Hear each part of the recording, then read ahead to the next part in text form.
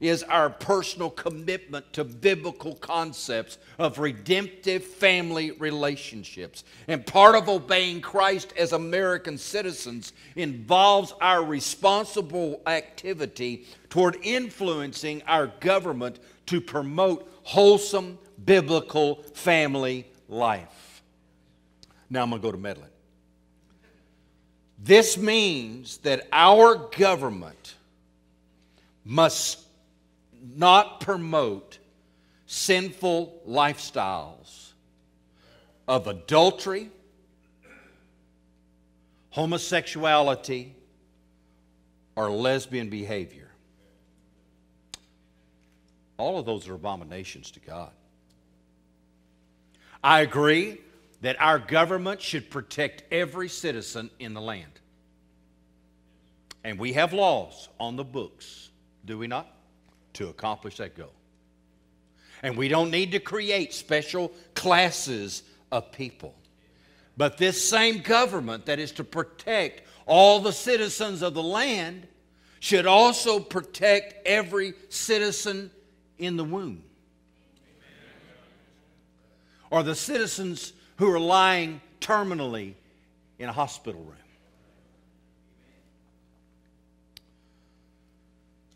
Our government must stop its defense or its capitulation to wicked, immoral behavior.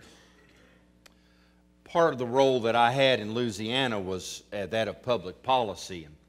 I was the Baptist guy down there at the state capitol. And I've noticed that the strategy of the gay and lesbian community is that they try to take the small wrinkles in the law and try to sandwich in their agenda. Now, Kerry Messer could give you and unpack for you a big discussion of this, but I'm going to use a fewer words than he would, okay? Now, I was sitting at this hearing where they wanted to use a piece of legislation to prohibit bullying in the state schools. An important piece of legislation. The year before, we passed a great piece of legislation that said to the local school districts, you establish a policy, a comprehensive policy for stopping bullying in the schools. But the gay and lesbian community came around and wanted to just slide inside of that existing bill a statement that included those who were being, quote, bullied because of their sexual orientation or gender identity. Now, I didn't know what gender identity was. Now, I knew that sexual orientation stuff, but I didn't know what gender identity was. Are y'all familiar with that term? Well, y'all, some of you are, some of you are. It means that if I wake up in the morning, even though I'm plumbed like a guy, if I feel like I'm a woman, you're supposed to treat me like one.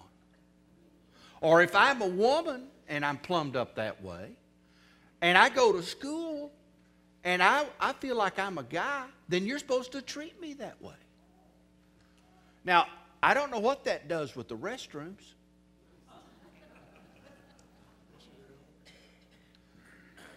But that was part of this bill. And here's what really cranked it up for me.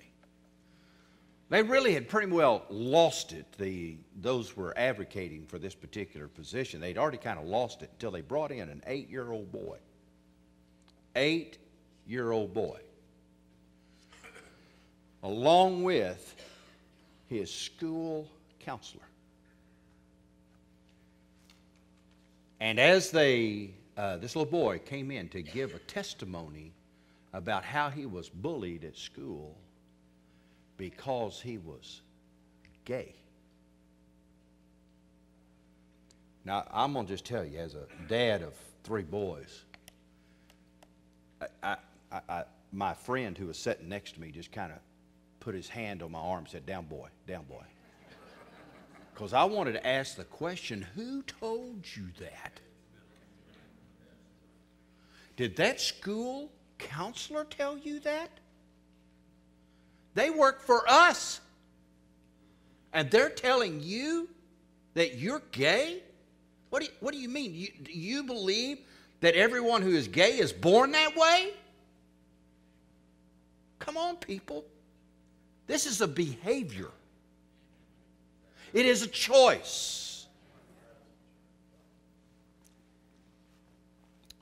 You have heard it said, weak nation because of weak churches because of weak families, and weak families because of weak men.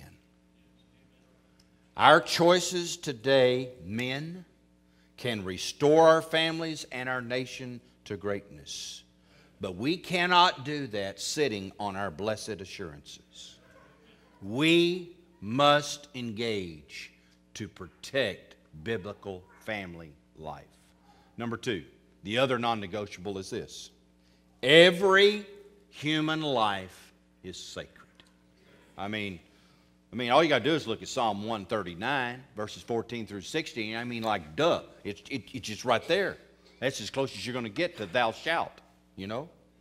Every person is created in the image of God, and the worth of every person is measured by the cross of Calvary. For God so loved the world that He gave His only begotten Son, that whosoever would believe in Him should not perish, but have everlasting life. The value of a person's life is not determined by their social usefulness. And as biblical believers, we cannot be silent when modern medicine, modern science, and government today devalues the worth of a person.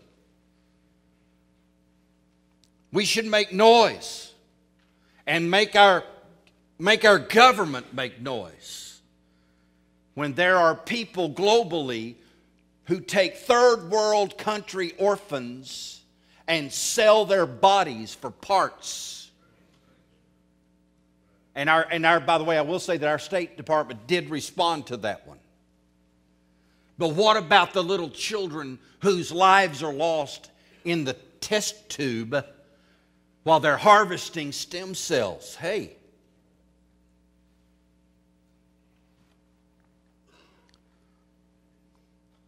Do we not understand how many million children have been slain in America?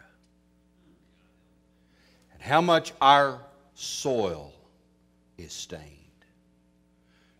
Church, do we actually think that God somehow turns a blind eye to that? The prophet Jeremiah, he was such a contrarian to his culture. He lived in a day where they actually believed this inviolability of Jerusalem. Wow. And somehow, for economic prosperity, it was okay. Well, culturally okay. If you sacrificed your children on the altar of Moloch.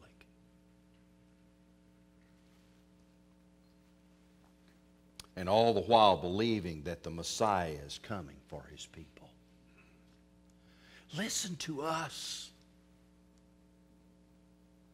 The man on the street in America never thinks in terms of the collapse of the American empire because we've shed the blood of innocent children on the altar of inconvenience and population control.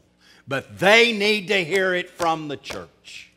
We are the people of God, and we treasure what God treasures.